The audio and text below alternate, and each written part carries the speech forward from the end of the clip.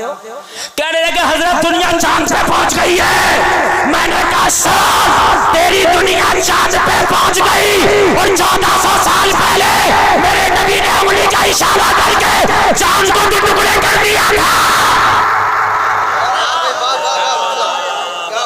अगर दुनिया में ताकत है तो पूरी दुनिया मिलकर लाख सितारे के 2 टुकड़े करके दिखा दे। चांद तो बड़ी बात है, सितारे के साहब जिंदाबाद कर रहा। मेरे नबी बचपन में अगर हलीमा के पालने में उंगली हिला दे तो चांद हिलने लगे। चांद जोर से बोले, चांद हिलने लगे।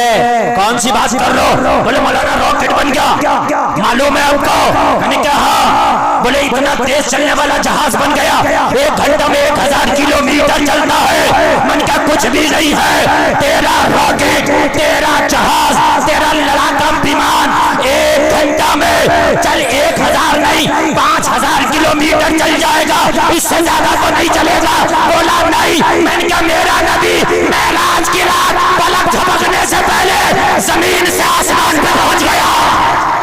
नारे तकबीर, नारे रिसालत, जश्न ईद मिलादुन नबी, नारे तकबीर, सुभान अल्लाह सुभान अल्लाह। बहुत अच्छा बहुत अच्छा।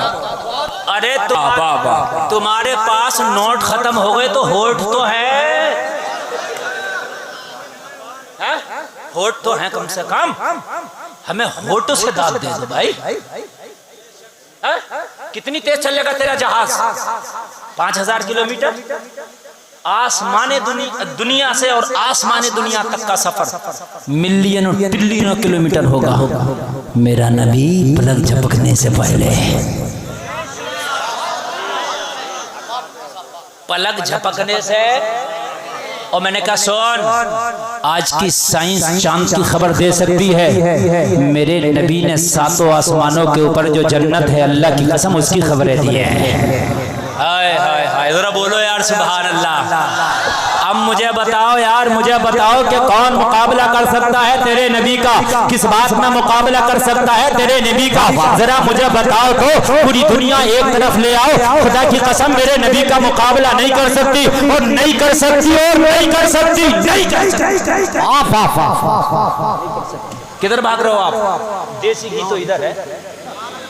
कहाँ जा रहे हो आप? किधर जा रहे हो आप? आज नौजवानों को देखो, कोई टैटू बनवा के घूम रहा है, कोई बिच्छू बनवा के घूम रहा है, कोई सांप बनवा के घूम रहा है, कोई फटी हुई पैंट पहन के घूम रहा है। ये सब पोपस है, पोपस। अब किसी को देखो फटा हुआ पैंट, किसी को देखो बिच्छू, देखो टैटू, तेना पोपस किधर जा रहा है? कुरकुरा है, कुरकुरा, कुरकुरा है ये, कुरकुरा। देसी घी तो इधर है।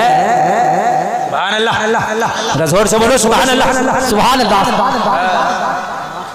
मुरादाबाद का एक डॉक्टर, जिसकी एक मरीज को देखने की फीस 1800 रुपए। कितनी? पेट का डॉक्टर है, काय का डॉक्टर है। 1800 तो खाली फीस लेता, 5000 की चेक इन करता है, खून चेकअप, ये चेकअप, वो चेकअप, दवा अलग देता। 10,000 में बिठाता एक। मैं चला गया उसके पास। अरे और इंसान है हम भी, कोई फरिश्ते थोड़ी हैं। लेकिन अल्लाह का करम है, वो भी मैं एक कमाल की बात बता दूंगा। उसने 6 महीने इलाज करा, खुदा की कसम जितना उसने इलाज किया, अल्लाह की कसम खा के बता रहा हूँ मिंबर रसूल पे, जितना उसने इलाज किया इतना मर्ज बढ़ा। मैं परेशान हो गया, लगता था कि अब जिंदगी नहीं है। बाखुदा बता रहा हूँ, अल्लाह की कसम खा के बिल्कुल सच्चे जुमले बोल रहा हूँ। झूठे पे अल्लाह की 100 बार ला। फिर आखिरी जब मैं उससे नुस्खा लाया तो वो कहने लगा, हजरत मेरा दिमाग भी अब फेल हो रहा है, जितना मैं मर्ज को आपके दवा अच्छी कर रहा हूँ उतना बढ़ रहा। खुदा की कसम रात को आया, मैंने ईशा की नमाज़ पढ़ी, अपनी वालिदा के पास बैठा और मैंने बैठ के कहा कि मैं दिल बहुत घबराता है, लगता मर्ज बहुत बढ़ गया, समझ नहीं आता। आज डॉक्टर ने भी ऐसे ऐसे कहा। मेरी अम्मी जान ने कहा तुम टेंशन मत लो, मैं दुआ करती हूँ। खुदा की कसम ईशा की नमाज़ पढ़ के मेरी माँ ने मुसल्ले पे दुआ की और दुआ करने के बाद में एक मैंने वजीफ़ा पढ़ना शुरू किया। अल्लाह की कसम खा के कहता हूँ उसी रात से मैंने एक टैबलेट भी नहीं खाया। सुबह को जब उठा था तो मुकम्मल अच्छा था।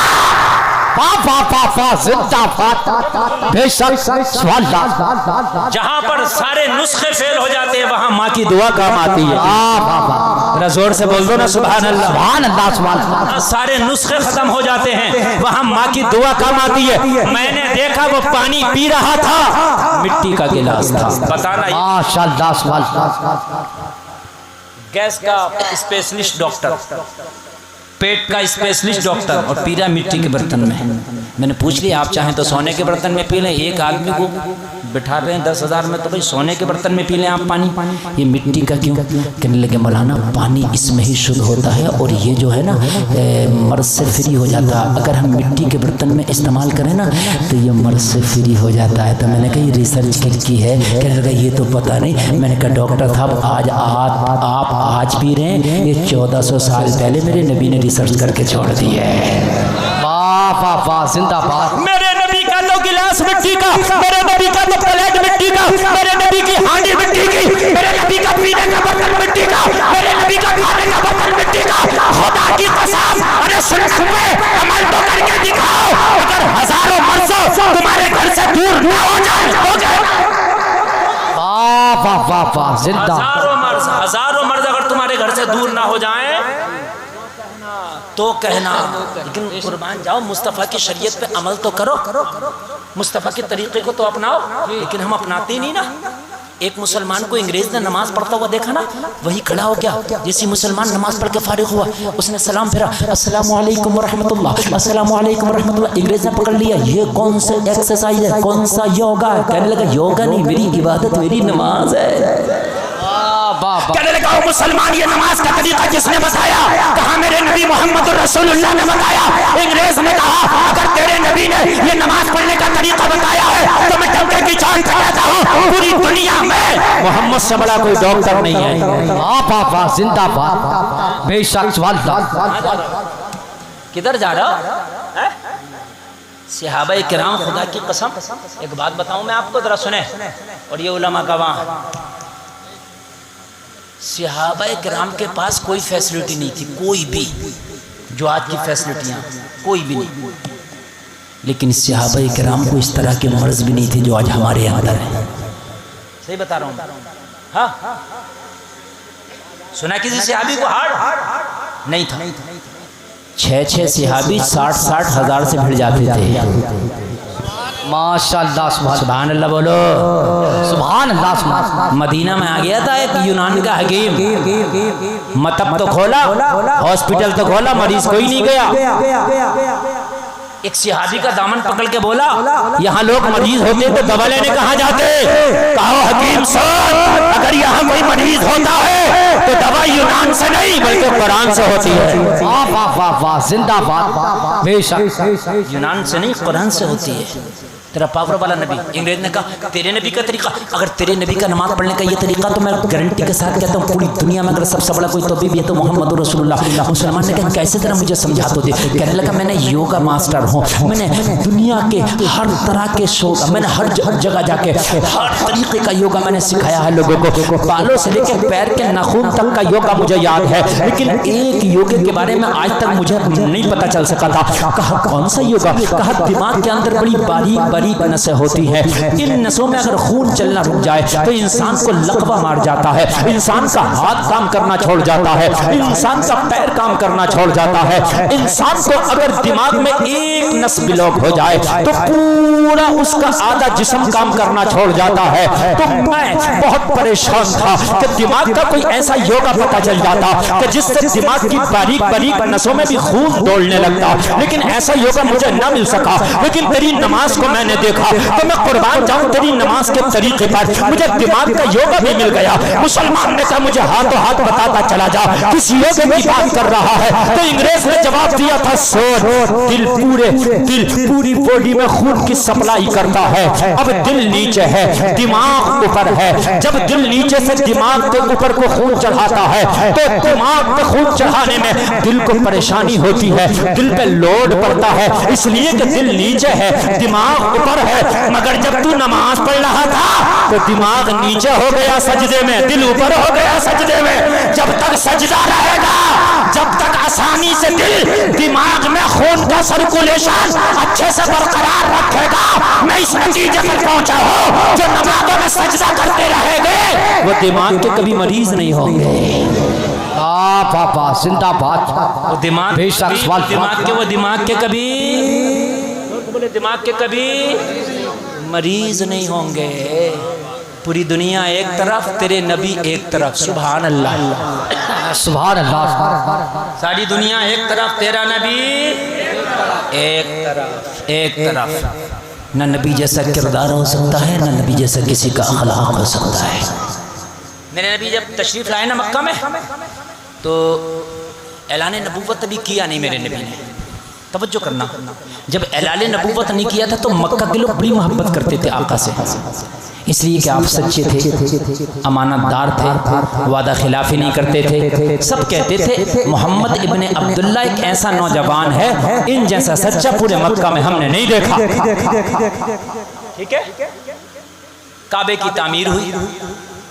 जब काबे की तामीर हुई, जो हजरे अस्वद काबे में लगा हुआ है, कहाँ? काबे के कोने में एक हजरे अस्वद जो पत्थर देखा आपने, वो लगा हुआ है, वो जन्नत का पत्थर है। तो वो पत्थर निकाल लिया था जब तामीर हुई। तो जब वो पत्थर उसमें लगाने की नौबत आई, तो मक्का के लोगों में तलवारें चलने लगी। मालूम है क्यों? लोग ये कह रहे थे ये पत्थर बहुत मुकद्दस पत्थर है। पूरे मक्का के लोग नबी के ऐलाने नबुव्वत से पहले भी काबा को मुकद्दस समझते थे। बात समझिए। जब इन लोगों ने इस्लाम ना लाया था तब भी काबा को मुकद्दस समझते थे, उस पत्थर को मुकद्दस समझते थे। मेरे नबी ने अभी ऐलाने नबुव्वत नहीं किया। जब काबे का पत्थर काबा से निकल गया, वो सीधा होकर के इमारत को सीधा हुई, और जब दोबारा पत्थर लगाना चाहा तो सब मक्का वालों की नजर में ये बात थी ये पत्थर बहुत मुकद्दस है। तो सारे लोग तलवारें लेके खड़े हो गए कि काबा में ये पत्थर हमारे कबीले का सरदार लगाएगा। वो बोला मेरे कबीले का सरदार लगाएगा, वो बोला मेरे कबीले का सरदार लगाएगा, वो बोला मेरे कबीले का सरदार लगाएगा। तलवारें निकाला। वाह वाह। अब पत्थर एक है, लगाने वाले सब दावा कर रहे हैं। पत्थर एक है, पत्थर एक है, और लगाने वाले सब क्या करें? मेरे कबीले का सरदार लगाएगा। चूंकि जो भी लगा देता उसका नाम ऊंचा हो जाता। बेशक। उसका नाम क्या हो जाता? कि अरे ये वो कबीला है जिसके सरदार ने काबे में पत्थर लगाया, मेरा सरदार। तलवारें निकल आई। आज का जमाना होता तो कोई तो स्टे ले आता, पत्थर वहीं पड़ा रहता, सालों तक ऐसे चलता रहता मुकदमा। अरे सही बात है कि नहीं?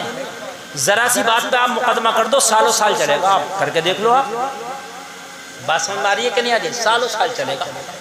ये मोहम्मदुर रसूलुल्लाह है। जब अदालत लगती है ना तो फैसला हाथों हाथ आता है। बेशक। सवाल। अब बताओ झगड़ा कैसे निपटाया जाएगा? सबने कहा ये झगड़ा कैसे निपटेगा? जब सबकी दिमाग काम करना छोड़ गए तो कोई बोला मोहम्मद इब्ने अब्दुल्ला को ले आओ, झगड़ा निपट जाएगा। बेशक। सवाल। हाय हाय झगड़ा। और सरदार कोई एक थोड़ी था, सरदार कई थे। फिर सरदारों के नीचे नायब सरदार थे। सभी तो हम भी हाथ लगाएंगे, हम भी हाथ लगाएंगे, हम भी रखेंगे, हम भी रखेंगे। कहा मेरे नबी को बुला के, कहा मेरे नबी को बुला के इस झगड़े को अगर निपटा सकते हैं तो आप निपटा सकते हैं, अगर आपने नहीं निपटाया तो झगड़ा नहीं निपटेगा। बेशक। नबी ने फरमाया हम तो दुनिया का झगड़ा निपटाने आए, तो खाली मक्का का? हम तो दुनिया का झगड़ा निपटाने आए हैं, ये तो मक्का का है। जी बेशक। हम तो कायनात का झगड़ा निपटाने आए, ये तो मक्का का है। तो करने के फिर निपटाइए। ये पत्थर रखने का दावा सब कर रहे हैं, मैं रखूंगा, मैं रखूंगा। अगर किसी एक ने रख दिया तो झगड़ा होगा, तलवारें चलेंगी। नबी ने फरमाया सब रखेंगे, तलवार नहीं चलेगी। नबी ने कहा चादर लाओ। बेशक। चादर बिछा दी गई, और चादर बिछा के चादर में नबी ने पत्थर रखा और कहा सारे कबीले के सरदार आ जाएं, इस चादर को हाथ से पकड़े और पकड़ने के बाद में काबा में पत्थर लगा दें। वाह वाह वाह, जरा जोर से बोल दो यार सुभान अल्लाह। सुभान अल्लाह। हाय हाय, ये तेरे नबी की बरकत, ये तेरे नबी के कमालात हैं लोगों। मगर तुमने तो नबी को खुदा की कसम ऐसे खो दिया, ऐसे खो दिया। तुम जब जिंदगी जी रहे तो तुम दुनिया वालों को आइडियल बना कर ना आना। अगर तुमने जिंदगी जीना तो आज जलसे से कसम खा के उठना कि या रसूल अल्लाह, आप मदीने से मेरी दुहाई को सुन रहे हैं। आका मैं आपको गवाह बना के वादा करता हूँ, मेरी ये जो छोटी सी जिंदगी है जो गुजरेगी, या रसूल अल्लाह आपकी सुन्नतों के मुताबिक गुजरेगी। मेरे आका मैं आपके बताए हुए रास्ते पे चलूंगा। अगर मेरे नबी के बताए हुए रास्ते पे तूने अमल कर लिया तो ये मैं गारंटी देता हूँ जिंदगी में बहारें आ जाएंगी। वाह वाह वाह, जिंदाबाद। खुदा की कसम जिंदगी में बहारें आ जाएंगी, तेरी जिंदगी लाजवाब हो जाएगी। बेशक ऐसी बहारें आएंगी, ऐसी बहारें आएंगी, अपने तो अपने अगर गैर भी देखेंगे तो कहेंगे इसकी जिंदगी लाजवाब है। मक्का वालों ने, मेरे नबी ने ऐलान नबूवत किया, गालियां जरूर बकी, पत्थर जरूर मारे, मगर खुदा की कसम कहते यही थे। एक बात बताऊं, बात नहीं, एक बात बताऊं, टोपी वाले देखो बेटे, क्या समझ रहे हो, मेरी दो आंख है। ये मजमा बहुत कम है, उर्से आला हजरत में 10 लाख का मजमा होता है। हाँ, अंदर अंदर। और मैं वो खतीब हूँ, ये देखो इधर बात कर रहा था, मैं इधर तो नहीं देख रहा, मैंने बता दिया। मुझे सब पता है किस कौन क्या हरकत कर रहा है। और अगर आप मोहब्बत से सुनेंगे तो मैंने वादा किया ऐसा सुना के जाऊंगा पूरी जिंदगी याद करोगे। और अगर आप नहीं सुनोगे तो बस टाइम पूरा करके मैं भी चला जाऊंगा। समझ रहे हैं आप? ये आप समझ लीजिए। आप अगर थोड़ी देर आपको मजा ना भी आए जब भी सुनो। बात समझ में आ रही है कि नहीं आ रही है? पहले अगर मजा ना भी आए 5-10 मिनट तो सुनो मैं कहना क्या चाह रहा हूं, उसके बाद इंशाल्लाह आपको मजा आएगा इंशाल्लाह। सुने, मक्का वाले जो पत्थर मार रहे थे, जो गालियां दे रहे थे, जो कह रहे थे झूठे जादूगर हैं, बाद में ये कहते थे मोहम्मद की बातें हैं लाजवाब। वाह वाह, क्या है मोहम्मद की बातें?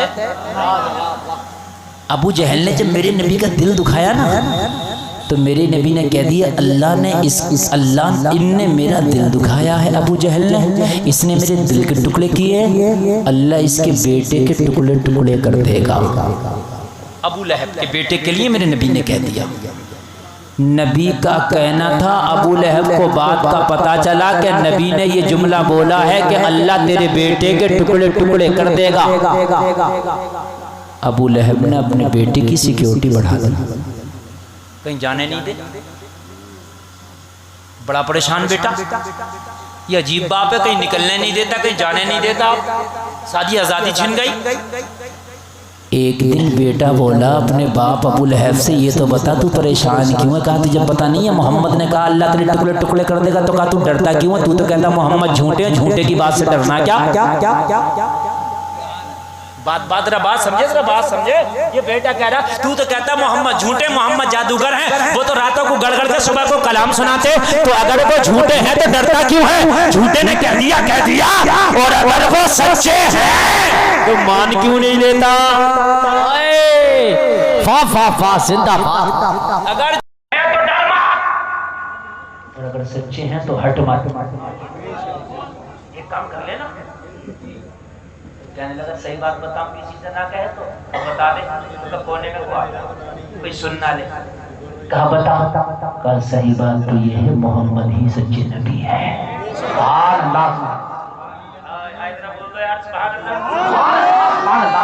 तो है, ये सच्चे है तो फिर मानता क्यों नहीं? का अपनी सरदारी चली जाएगी, अपने चक्कर में नहीं मानता, हसद के चक्कर में नहीं मानता। अरे काबे की कुंजी मेरे हाथ में है, काबे का कैशियर इसलिए मेरी बड़ापन, मेरी सरदारी ना चली जाए। लोगों बात खोल के सुन लो, अबू लहब ने नबी को ना माना कि मेरी सरदारी ना चली जाए, कुत्ते से बदतर हो के मरा।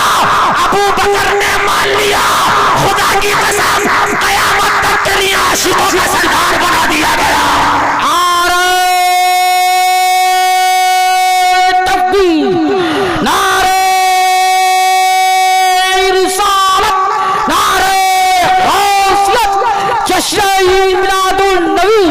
सरकार की आमद, मसलके आला हजरत, नारे हैदरी। मानना से आदमी छोटा नहीं होता है, बड़ा होता है। आज भी बहुत से लोग नहीं मानूंगा, उसे समझाओ कि मान ले ये बात, नहीं मानूंगा, और बाद में मान लेता। मौलाना लोग तकरीरें कर रहे हैं कि शादियां हल्की करो, नहीं मानूंगा, बारातें हल्की लेके जाओ, नहीं मानूंगा, मेरी तो 300 जाएंगी। यही हो रहा कि नहीं हो रहा? मेरी तो 300 है, 300 नहीं माना। वो अभी जब लॉकडाउन लगा था देखा था, लड़की वाले का बयान है कि 4 मुर्गे लाया था, 2 मुर्गे बच गए, 2 में ही बारात सिमट गई लॉकडाउन में। अरे हुआ कि नहीं हुआ? अगर 4 बहनों ही है ना, 4, तो बड़े वाले कह रहे हैं, तो कह रहे हैं इन्हें छोटों को ले जाओ, इन्हें ले जाओ। कहना तुम ना चल रहे ना, हम तो बड़े हैं। इन्हें पता था, इन्हें पता था कि जाएंगे तो पता नहीं लठिया कब फिर जाए। माने का नहीं माने? अरे बोलो, माने का नहीं माने? ऐसे माने, ऐसे छोटे क्या करें? हम तो छोटे हैं, ये बड़े, इन्हें लेके जाओ। बड़ी टाइम से बारात जा रही थी, बड़ी टाइम से जा रही थी बारात। हकीकत बता रहा हूँ मैं, हकीकत। और अब आलम यह है कि अगर दूल्हा ने अपनी कार में ना बिठाया तो बहनों ही नाराज है, मुझे इसमें बिठाया। अरे इसमें क्या लाल लटक रहे हैं, दूसरे में बैठ जा, इसी में बैठूंगा। और अगर बहनों ही तो बिछा लिया तो फूफा नाक टेढ़ी करके उधर जा रहा, मुझे क्यों ना बिठाया? अजीब मसला आया है। अरे बहुत सी जगह नाराज हो गए, नाराज। बहुत बताया ना समझे, खुदा की कसम मौलवियों ने बहुत समझाया। और जब डंडा चला है ना लॉकडाउन में, तो सब समझ गए 2-2 लोग जा रहे हैं बारात में, 2-2। कहाँ गए तेरे 4 बहनों, ये 5 फूफे? कहाँ गई तेरी 300 की बारात? मेरी बात गलत नहीं है। जब डंडे चले तो खुदा की कसम 4-4 लोग जाकर निकाह कर लाए। और अगर तुम ऐसे ही नबी के फरमान पे अमल कर लो कि निकाह को आसान कर लो, तो कितना अच्छा होता। ये बताओ कितना अच्छा होता। मगर नहीं माने, और आज ही ये कानून बन जाए कि अगर बारात में 300 आदमी तो दूर की बात, अगर 15 आदमी देख लिए तो दूल्हा सबसे पहले पिटेगा। सही बता रहा हूँ मैं, सही। मोटरसाइकिल पे जाया करेगी बारात, मोटरसाइकिल पे। हाँ, बस एक चलाने वाला और 2 पीछे, एक पीछे बस। हाँ, थाने में लिखवा के आया करेगा, देख लियो 3 ही जा रहे। मगर वजह क्या है, हम ना समझे। जब तुम ना संभलोगे तो अल्लाह फिर ऐसी कौम को भेजेगा, तुम्हें जबरदस्ती संभालेगी। भेजेगा अल्लाह, ऐसी कौम को भेजेगा जो जबरदस्ती संभालेगी। मेरे भाइयों, नबी का तरीका लाजवाब है, खुदा की कसम समझ जाओ। तवज्जो तवज्जो तवज्जो तवज्जो करते जाओ। आज अगर किसी से कर्जा ले लिया ना तो देने के लिए तैयार नहीं है। क्या तेरे नबी ने नहीं फरमाया था कि अमानत में खयानत ना करो? अगर किसी का माल लो तो नहीं देता, लेकिन अभी वो रिपोर्ट कर दे, अभी मुकदमा कर दे, तो मासूद ब्याज के देने तैयार है। समझ रहे हैं? ऐसे देने तैयार नहीं है। आज हाँ, इस्लाम को मजाक बना कर रख दिया हमने, मजाक, और ऐसा मजाक बना करके रख दिया खुदा की कसम। यही जो लॉकडाउन लगा था इमरान भाई, इमाम से झगड़ा बस्ती वालों का। इमाम कह रहा है हजरत लॉकडाउन की तनख्वाह देने तैयार नहीं। क्यों भाई, क्यों नहीं दे रहे तनख्वाह? हाँ कि भाई क्यों नहीं दे रहे तनख्वाह? तो कह रहे हजरत जब नमाज ही नहीं पढ़ी है तो तनख्वाह किस बात की दे? ये हाल था, नमाज नहीं पढ़ी है तो तनख्वाह किस बात की दे? हाय हाय, ये कौम, मेरी कौम के हाल हो गए। मेरे भाइयों जरा गौर तो कर, जरा मैं तुझे बताओ, खुदा की कसम अगर अपने नबी को फरमान को सुना होता तो बाग बाग हो जाते। तेरा नबी हिजरत की रात है, मक्का के लोग आए हाथ में तलवारें लेके कि आज मोहम्मद अरबी को, खुदा की कसम उन्होंने ये ऐलान कर दिया था कि आज आखिरी रात होगी मोहम्मद अरबी की, आज के बाद सुबह का सूरज नहीं देख पाएंगे। 40 लोग मक्का के तलवारें ले गए, नबी के घर को घेर लिया। वो घेरने के बाद में कहा मोहम्मद का माज़अल्लाह आज मर्डर करेंगे। लोग जरा दिल के कानों से सुनना ये बात। आज हाल ये है, किसी से कर्जा ले लिया तो देने तैयार नहीं है। किसी ने अगर अमानत रखने के लिए दे दी तो उस अमानत को सही से लौटाने तैयार नहीं है। मेरे नबी को जब हुक्म हुआ, ये मोहम्मद अरबी अब तुम अपना घर छोड़ो, और अपना घर छोड़कर मदीना के लोग इंतजार कर रहे हैं, मदीने के लिए निकलो। मेरे नबी उठे, माशाअल्लाह, बिस्तर से उठे, जोर से बोलो, बिस्तर से उठे और उठने के बाद में नबी ने जब निकलने की तैयारी की तो मौला अली को फरमाया, अली मेरे बिस्तर पे लेट जाओ। कहा आका मुझे साथ लेके क्यों नहीं चलते? कहा मेरा कुछ काम बाकी है, वो काम तुम्हें करना है। कहा या रसूल अल्लाह वो कौन सा काम है? मेरे नबी ने फरमाया, मक्का के लोगों ने बहुत सी अमानतें मुझे रखने के लिए दी थी, अगर तुम मेरे साथ चले गए तो वो अमानतें कौन लौटाएगा? तुम सुबह में उठना और उठने के बाद में मक्का के एक एक आदमी की अमानत देना। मैं तुम्हें बता रहा हूँ, ये फला की अमानत है, ये फला की अमानत है, ये फला की अमानत है, ये फला की अमानत है। ये जलसे में आने वालों जो लोग तलवार लेके आज नबी का कत्ल करने आए थे नबी के घर के, उनकी भी अमानतें नबी के पास थी। नबी ने कहा इनकी भी अमानतें हैं जो आज तलवार लेके मेरा कत्ल करने आए। हजरत अली अर्ज करते आका ये तो आपके जानी दुश्मन है कि इनकी भी अमानत है। मेरे नबी ने फरमाया यही तो है, मैं दुनिया को ये बताने आया हूँ कि मोहम्मद वो है जो दुश्मनों की अमानतों का भी ख्याल करता है। वाह वाह वाह वाह, नारे तकबीर। हमारे मुआशरे का हाल ये है, अगर कोई पैसा दे दे और वो लेने के लिए जाए और अगर उससे ज्यादा मांग ले तो कहता है मैं दे तो देता मगर 4 आदमियों में तूने मांग क्यों लिया, अब नहीं दूंगा। और अगर झगड़ा हो जाए तो कहता मैं दे तो देता मगर तूने झगड़ा क्यों किया, अब तो बिल्कुल नहीं दूंगा। यहाँ झगड़ा नहीं बल्कि यहाँ मर्डर करना है, नबी का कत्ल करना है। नबी जब भी करे अली इनकी अमानत लौटाना, मैं चला जाऊंगा, मेरे जाने के बाद ये तो कहेंगे हमने तलवार लेके मर्डर करने गए, कत्ल करने गए, लेकिन वाकई सच्चे आदमी का नाम मोहम्मद है। जो अमानतें पूरी दुनिया से बढ़कर जिसका ख्याल करता उसका नाम मोहम्मद है। मौला अली को मेरे नबी ने अमानतें सौंपी, अपने बिस्तर से उठे। वाह वाह, जोर से बोलो सुभान अल्लाह। अच्छा ये चारों तरफ से घर को घेरे हुए खड़े हैं, अब निकलेंगे कैसे? ये कमाल की बात है। मगर नबी नबी है। नबी ने मिट्टी उठाई और उस पे सूरह यासीन शरीफ की चंद आयतें पढ़ी। कहा अली अब मैं जा रहा हूँ, तुम्हें मेरे बिस्तर की हिफाजत करना और इन अमानतों की हिफाजत करना है। अली मैं जा रहा हूँ, बिस्तर को तुम्हें ले देना है। अली ने बिस्तर संभाला, मेरे नबी ने अपने कमरे से निकले और वो एक मुट्ठी खाक यासीन शरीफ की चंद आयतें पढ़ के जब उनके ऊपर फेंका तो मेरे नबी उनके पास से निकल गए। उनको नबी नजर ही नहीं आए, कब निकल गए। वाह वाह वाह,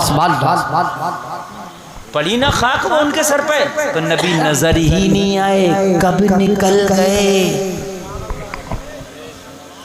नबी नजर ही नहीं आए और ये सुबह तक डटे हुए खड़े मारेंगे। और जब सुबह होने वाली है नबी तो चले गए। नबी तो जोर से बोलो, नबी तो। अच्छा एक बात बताऊं मैं, अगर आज का कोई होता ना तो कहता है या रसूल अल्लाह मोहब्बत बहुत करता हूं मगर मुझे साथ में लेके चलो। ये 40 लोगों के लिए छोड़ के जा रहे हो, ये मुझे छोड़ेंगे, आप तो चले जाएंगे, मेरा मर्डर कर देंगे। बोलो बोलो बोलो बोलो, कहता कि नहीं कहता? कुर्बानी के मौके पे इतने इतने बड़े मोबाइल चला रहे हैं लड़के, उनसे पूछो कितने का? 1.5 लाख का, 50,000 का। तो कुर्बानी कर रहा हिसाब ना, कुर्बानी का हिसाब नहीं है। मोबाइल 50,000 का चला रहा, 3,000 का हिस्सा करने का हिसाब नहीं है। सही बता रहा हूँ मैं। रुक जाता वहां हिजरत की राह, कहता या रसूल अल्लाह मोहब्बत बहुत करता हूँ, जिंदा रहूंगा तभी तो करूंगा, आका मुझे साथ में लेके चलो। लेकिन ये अली है, वलियों का वली है, हैदरे कर्रार है, शेरे खुदा है। जिंदाबाद। अली से पूछे अली नींद आई? अच्छा आज का इंसान अगर रुक भी जाता, चलो रुक भी गया, नींद आती बिस्तर पे है? बिल्कुल ना आती। कब आ जाए, कब हमला हो जाए, कब अटैक हो जाए, नींद ना आती। मौला अली फरमाते हैं खुदा की कसम जितनी अच्छी नींद आज बिस्तर रसूल पे आई, इतनी अच्छी नींद जिंदगी में कभी नहीं आई। सुभान अल्लाह,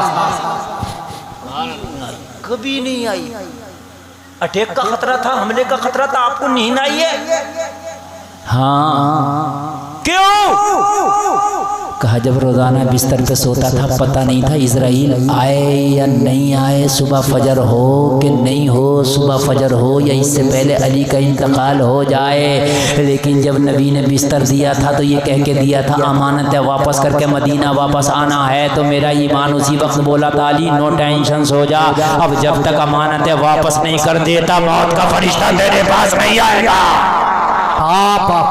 बेशक मौत का फरिश्ता तेरे पास नहीं आएगा। लोगों इन्होंने मेरे नबी को घेरा था और मेरे नबी को अल्लाह ने ऐसे निकाला इन्हें पता भी नहीं चला। मेरे नबी ने अबू बकर को साथ लिया, ओ अबू बकर चल, आज हिजरत की रात है, आज मदीने वालों को शर्फयाब करना है। हजरत उमर का सामान बता हुआ, हजरत अबू बकर का सामान बता हुआ है। मुस्तफा का साथ पकड़ा, रात में मक्का से निकल गए। लोगों जरा गौर करते चलना, मेरे नबी जैसे ही मक्का से निकले, हिजरत की रात है, अबू बकर का साथ है। एक बात बताओ जलसे में आने वालों, मेरे नबी चाहते तो किसी और को भी सांस ले देते, मगर दुनिया वालों को बता दिया कि हिजरत की रात अबू बकर को लेकर जा रहा हूं और ये बता के जा रहा हूं जो मकाम अबू बकर का है वो किसी का नहीं है।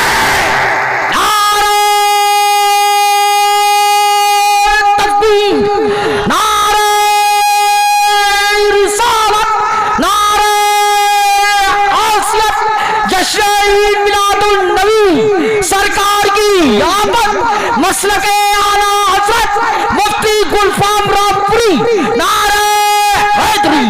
अब इमरान जरा नारा कम लगाना, बहुत जल्दी अब मैं वहां आया हूं जहां लाना चाहता था। जरा गौर करो, जरा गौर करो, मेरे नबी हिजरत की रात हजरत अबू बकर को लेकर जा रहे हैं। ये राफजियों के मुंह पे थप्पड़ है, ये दुनिया राफजियत के लिए थप्पड़ है कि मैं चाहता तो किसी को भी ले जाता, लेकिन अबू बकर को साथ ले जाके बता दिया जो मकाम अबू बकर का है वो किसी का नहीं है। वाह सुभान, किसी और को भी तो ले जा सकते थे ना, लेकिन अफजलुल बशर हैं बादल अंबिया बित्तहकीक हजरत अबू बकर। तवज्जो है, चल दिए रात का आलम। चलते चलते हजरत अबू बकर कहते मैं थक गया, चलते चलते पैर थक गए, चलते चलते भूख लगने लगी, चलते चलते प्यास लगने लगी। हजरत अबू बकर हैं सिहाबी हैं, सिहाबी वहाबी होता तो अकीदा कुछ और होता, मगर सिहाबी है सिहाबी। अबू बकर कहते हैं जब भूख लगी तो मैंने नबी का दामन पकड़ा और अर्ज कर दी आका गुलाम को भूख लगी है, खाना चाहिए। क्या चाहिए, क्या चाहिए? खाना चाहिए। वहाबी कह रहा अल्लाह से मांगो, अल्लाह से मांगो। और अबू बकर नबी से मांग के बता रहे हैं कि अल्लाह भी अता करता है और अल्लाह की अता से मुस्तफ़ा भी अता करते हैं। रब है मोती ये है कासिम, देता वो है दिलाते ये है। आका भूख लगी है, नबी ने फरमाया लगी है तो फिर भूख का भी इंतजाम हो जाएगा। सामने तुम्हें जो झोपड़ी नजर आ रही है इसके दरवाजे पर चल के आवाज देते हैं, यही पे खाने का इंतजाम हो जाएगा। हजरत अबू बकर कहते हैं फूस की झोपड़ी बनी हुई थी, लगता था किसी चरवाहे ने जंगल में झोपड़ी बना ली है। आका उस झोपड़ी के दरवाजे पे ले जाके मुझे खड़ा करती है। मैंने आवाज दी कोई है, अंदर से एक औरत निकल के आई जिसका नाम तारीख में उम्मे माबद है। एक छोटा सा बच्चा है जो उसकी उंगली पकड़ के आया, दरवाजे पे औरत आके खड़ी हो गई। औरत ने आके कहा कौन? हजरत अबू बकर फरमाते मैंने कहा मेहमान है, मैंने कहा मुसाफिर हैं, हम थक गए हैं, तेरे घर थोड़ा सा आराम करना चाहते हैं, भूख लगी है, कुछ खाना चाहते हैं, क्या इजाजत है? उम्मे माबद कहती है मैंने जब मेहमानों का चेहरा देखा और खासकर जब मेरे मुस्तफा का चेहरा देखा तो उम्मे माबद कहती है मना ना कर सकी। मैंने कहा ऐसा आने वाला मेहमान हो तो कौन मना करेगा, आओ मेरे घर के दरवाजे खुले हैं, मेहमान हो जाओ। नबी मेहमान हो गए, अबू बकर मेहमान हो गए। अब जरा गौर करो, उम्मे माबद का बयान है इत्तेफाक से उस दिन मेरे घर में खाने का कोई सामान ना था। क्या नाम है औरत का? क्या नाम है औरत का? मोहम्मद बासिफ रज़ा नाम है औरत का। हाँ मैं औरत का नाम पूछ रहा हूँ, क्या नाम है औरत का जो नबी जिसके घर रुके आज?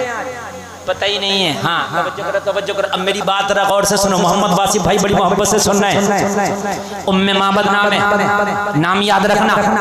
उम्मे माबद। आप बात करोगे आपसे भी पूछ लूंगा, ये मत सोचना। उम्मे माबद कहती है मेरे घर में आज कोई खाने के लिए कुछ ना था।